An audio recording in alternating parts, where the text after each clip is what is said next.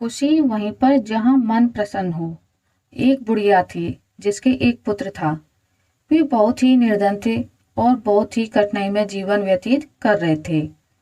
एक दिन बुढ़िया के पुत्र ने अपनी माता से कहा कि यहाँ पर तो मेरे लिए कोई काम है नहीं, आप मुझे अनुमति दीजिए ताकि मैं किसी दूसरे नगर जाऊं। हो सकता है कि वहां पर मुझे कोई काम मिल जाए और मैं पैसा कमाकर वापस आऊं। बूढ़ी माँ ने अपने बेटे को एक सिक्का दिया और थोड़ी सी रोटी भी यात्रा मार्ग के लिए दे दी। इसके बाद उसने अपने पुत्र को विदा किया। बुढ़िया का बेटा चलते चलते एक बाजार में पहुंचा। वहां पर उसने एक बूढ़े भिखारी को देखा। वह चिल्ला चिल्ला कर कह रहा था कि है कोई जो मेरे जीवन के अनुभव को एक सिक्के में खरीदे। कोई भी उस बूढ़े भिखारी की बात नहीं सुन रहा था। इसी बीच उस युवक ने सोचा कि मेरे पास एक सिक्के के अतिरिक्त कुछ भी नहीं है, क्यों ना यह सिक्का मैं इस बूढ़े को दे दूं। उसने यह सोचते हुए कि आजीविका का प्रबंध करने वाला तो ईश्वर है, वह सिक्का बूढ़े को दे दिया। सिक्का देते समय युवक ने उस बूढ़े से कहा कि अब तुम मुझको अपने जीवन का अनुभव बताओ। बूढ़े ने कहा कि कोई भी अपनी वर्तमान स्थिति से संतुष्ट नहीं है। वह सोचता है कि इस स्थान से किसी दूसरे स्थान पर जाऊं ताकि मेरी स्थिति बेहतर हो जाए। बूढ़े ने कहा कि मेरे हिसाब से तो वह स्थान उचित है जहां पर मन को शांति मिले। प्रसन्नता महत्वपूर्ण है, ना कि स्थान। बूढ़े की बात सुनने के पश्चात युवा आगे बढ़ गया और चलते चलते एक जंगल में पहुंचा। वहां पर उसने देखा कि बहुत से लोग एक कुएं के किनारे जमा हैं। उसने उन लोगों से पूछा कि क्या हुआ। लोगों ने कहा कि इस आशा के साथ हमारा कारवां यहाँ पर आया था कि इस कुएं से पानी निकालकर पिएगा। अब हम स्वयं प्यासे हैं और हमारे पशु भी प्यासे हैं। हमने कुएं से पानी निकालने के लिए कई बार रस्सी में बाल्टी बांधकर कुएं में डाली और हर बार रस्सी टूट गई और बाल्टी कुएं में गिर गई।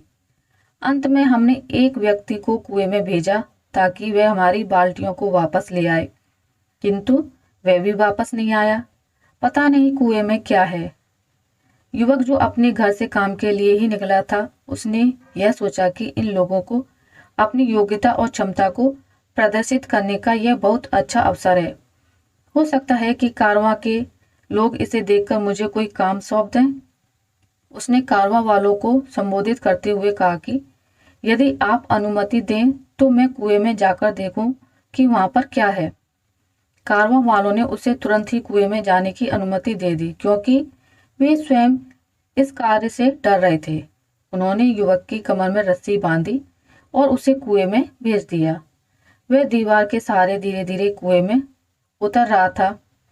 जैसे ही वह पानी के निकट पहुंचकर बाल्टियों को ढूंढने का प्रयास कर रहा था, एकदम से उसने एक बहुत बड़े काले देव को देखा। देव ने उससे कहा कि तुम यहाँ पर क्या कर रहे हो। देव को देखकर नौजवान डर गया। उसने देव को सलाम किया। इस पर देव हंसा और बोला, सलाम सुरक्षा लाता है। तुम मुझको एक सज्जन युवक लग रहे हो। मैं तुमसे एक प्रश्न करना चाहता हूँ। यदि तुमने मेरे प्रश्न का सही उत्तर दे दिया तो मैं तुम्हें यह अनुमति दूंगा कि कुएं से पानी लेकर सुरक्षित वापस चले जाओ। यदि तुमने मेरी बात का सही उत्तर नहीं दिया तो मैं तुमको भी उन्हीं लोगों की भांति यहाँ पर बंदी बनाऊंगा जो तुमसे पहले यहाँ पर आए थे। ऐसे में युवक ने सोचा कि तुम्हें क्या परेशानी थी जो यहाँ पर आए, लेकिन अब इन बातों से कोई लाभ नहीं था। अब मुझको ईश्वर पर भरोसा करते हुए देखना यह है कि इस काले देव ने क्या सोच रखा है। यह सोचते हुए उसने देव से कहा कि ठीक है, मुझको तुम्हारी बात स्वीकार है, तुम अपना प्रश्न पूछो। देव ने युवा से कहा कि यह बताओ कि खुशी कहाँ है। देव का प्रश्न सुनकर युवा ने कहा कि मालूम है कि खुशी तो धरती पर ही है। फिर उसने सोचा कि यदि मैं उसको यही उत्तर दूंगा तो हो सकता है कि उसे बुरा लगे, क्योंकि उसका घर तो अंधेरे कुएं में है। अभी वह यह सोच ही रहा था कि युवक को बूढ़े फकीर की बात याद आई। बूढ़े की बात जैसे ही उसके मन में आई, वह बहुत प्रसन्न हुआ।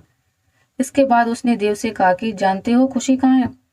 जहाँ पर मन प्रसन्न है वहीं पर खुशी है।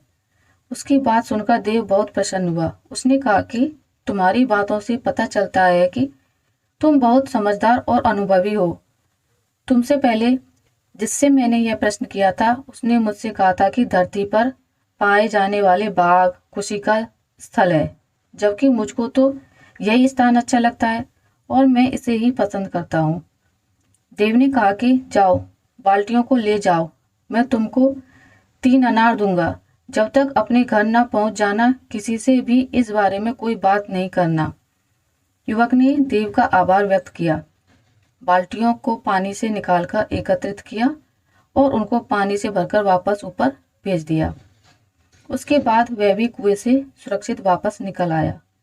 बाहर आने के बाद उसने देव की कहानी कारवां वालों को सुनाई, किंतु अनार के बारे में उसने उनसे कुछ भी नहीं कहा। कारवां वालों ने उसका आभार व्यक्त किया। फिर युवक कारवां के साथ अपने नगर वापस आ गया। जब वह अपने नगर पहुंचा तो कारवां वालों ने उसे एक गाय और भेड़ उपहार स्वरूप दी। उन्होंने कहा कि हम कुछ समय तक तुम्हारे नगर में रहेंगे। जब हम यहाँ से वापस जाएंगे तो तुम भी हमारे साथ आ सकते हो और हमारे लिए काम कर सकते हो। इसके बाद युवक ने कारवां वालों से विदा ली और अपने घर की ओर चल पड़ा।